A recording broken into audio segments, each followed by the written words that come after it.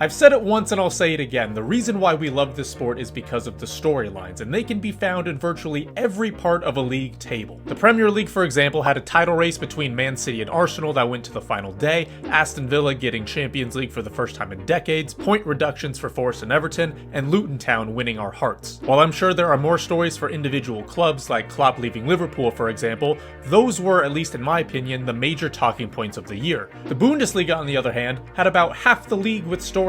That's 9 clubs worth talking about, so I think it's safe to say that the Bundesliga had one of, if not the most entertaining league in the world this season. Let's start with the obvious one first, Bayer Leverkusen. They were crowned champions of the Bundesliga for the first time in their history, and not only did they put to rest some of the ghosts of their past, but Leverkusen completely vanquished them by winning the league without a single loss and ending the decade-long stranglehold that Bayern had. But honestly, the most impressive thing about Leverkusen isn't the fact they haven't lost,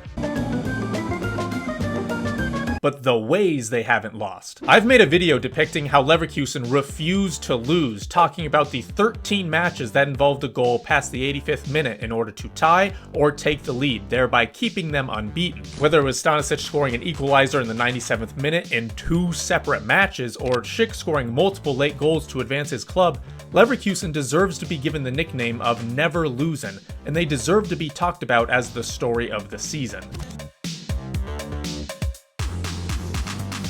The thing that sucks for Stuttgart is that they would probably be the story of the Bundesliga if it wasn't for Leverkusen making history. I haven't really seen enough people talking about how unbelievable of a job Stuttgart have done this season, although that could be a positive, so Bayern don't really steal every single player. Stuttgart are one of the most historic Bundesliga sides, winning a fair number of trophies, being one of the founding members of the league, and playing the 3rd most number of Bundesliga matches. However, the past decade or so has seen significant fluctuation for this club. 2 of their 3 relegations from the Bundesliga have come in the past 8 seasons, and they have not managed to get Champions League football since finishing 3rd in 2009. That is, until they finished 2nd this year. Just 2 seasons ago, they scored a late goal on the final day to stay in the Bundesliga. Last season, they had a great run-in just to make the relegation playoff, and then they just, casually exploded this season with unexpected performances from everyone in the team. Like Guirassy netting 28 goals in 28 matches, and Undav getting 27 goal contributions in just 23 starts. The man averaged a goal contribution every 77 minutes. I know my man Marcus is screaming without the S. This 2nd place finish was the best they've ever done since winning the league in 2007, and while I'm a little worried about how they'll play next year, especially with Bayern and other clubs sniffing around, I would love to see this former German giant return to a place that they deserve. If you want to watch a more in-depth video about Stuttgart, I made one about them. You should just go check it out. No Super Cup, no Bundesliga, no DFB Pokal, no Champions League, the first season without a trophy since 2012. When Bayern lost the German Super Cup, it was a joke that Harry Kane would prevent Bayern from winning any trophies. And I mean, yeah, it's funny, but it's the German Super Cup, the equivalent of the Community Shield. It's not a big deal. And with Bayern winning the past 11 league seasons, this whole Kane can't win a trophy joke seemed like it'd be over in a few months. But then Leverkusen went unbeaten, Real Madrid beat Bayern through the power of friendship, bad refereeing, and a raised eyebrow, and then they lost to a 3rd division club that's near the border of France. They basically got beaten by France again. Now, to be fair to Harry Kane, he did his best to combat his own curse. He led the Bundesliga in goals pretty easily, actually. He led the league in goal contributions, again, pretty easily actually, and is tied for 1st in the Champions League for goals. The problem for Bayern was the defensive issues. While they were 1st for goals scored in the league, they were only 5th best for the defense.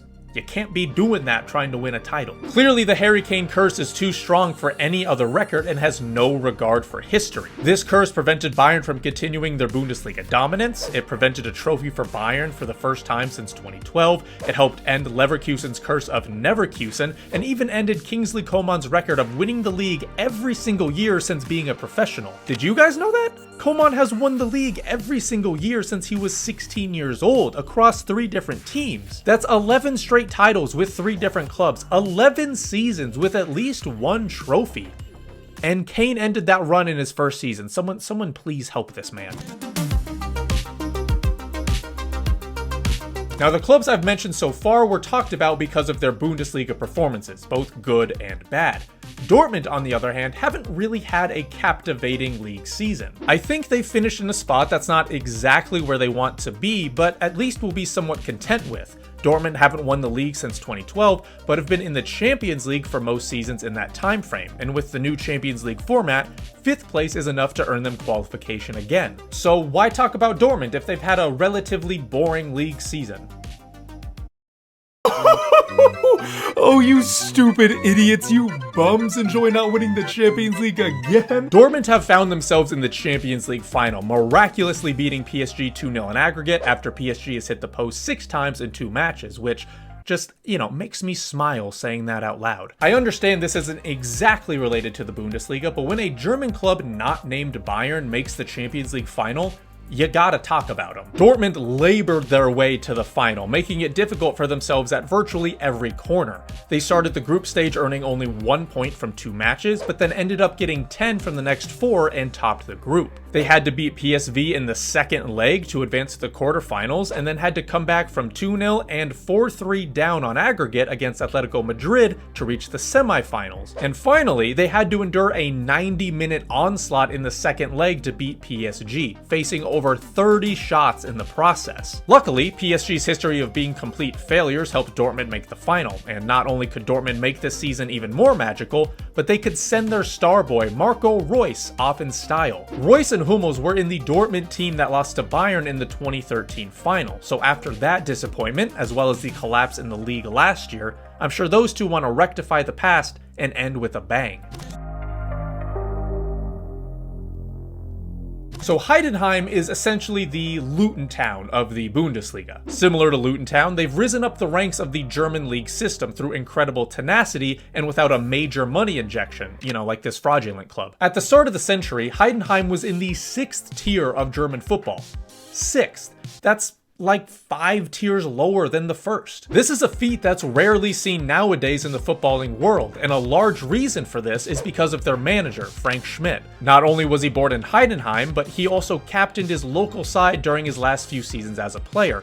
Once he retired, he immediately took the managerial role and led his side to 2 straight promotions and the 3rd tier of German football. After 5 seasons in the 3rd tier, they won that division in 2014, ahead of that aforementioned fraudulent club, and became a stout 2nd division side. And then finally, in the 22-23 season, Heidenheim was finally promoted to the Bundesliga, doing so in the most dramatic fashion possible. Going into the final day, Heidenheim were 2nd and 3 points behind the leaders. Hamburg were in 3rd, trailing by only a point, and since they were playing the worst club in the league on the final day, Hamburg was most likely going to win, which of course they won, obviously. That means Heidenheim had to win in order to secure their automatic promotion.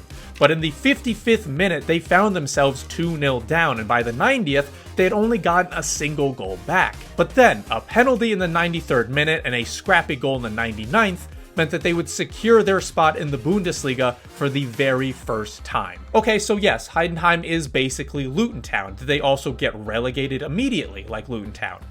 No. In fact, Heidenheim had an incredible performance in the Bundesliga, finishing 8th and only 4 points behind a European spot. Heidenheim were slated to battle for relegation at best, so to finish in the top half is an incredible achievement for the rookie club. It just goes to show that you don't necessarily have to win something for it to be a good season, right? It was a good season. Now, I'm putting these two together because they've been interesting the last few seasons, and then this past year seemed like a culmination of both of their slow downfall. Wolfsburg and Gladbach finished 12th and 14th with a total of 37 and 34 points respectively. And to me, this seems pretty odd because while they aren't necessarily the strongest of the Bundesliga clubs, they're typically in and around the top 7, at least somewhat historically. In fact, both Wolfsburg and Gladbach found themselves in the top 7 a few times just a couple seasons ago. I mean, for God's sake, Wolfsburg even won the Bundesliga in the 08-09 season. Now for Gladbach, it seems like the club was just mismanaged for a while. In 2023, Gladbach had 5 starters out of contract within a few months, and 8 more that were expiring within the next year. They lost Marcus Thuram for free to Inter, who won a title, and then Remy Benzebaini, who joined UCL finalist Dortmund for free. And as for Wolfsburg, it seems like they haven't fully recovered since their 2014-15 season when they finished 2nd. Because of that great season, their squad was picked apart, and within 2 seasons, they had lost Kevin De Bruyne, Ivan Perisic, Andre Schürrle, Bas Dost, Dante, Max Kruse, and Naldo. Great players that were the core of the team, all gone within 2 years, which explains why they were nearly relegated just 2 seasons after their second place finish. As for what could be done for these clubs, it just seems like they need to have better management. Gladbach can't let some of these valuable players leave for free, and Wolfsburg probably needs to work on better recruiting. Union Berlin finished 4th in the Bundesliga last season and got Champions League football. Where'd they finish this season?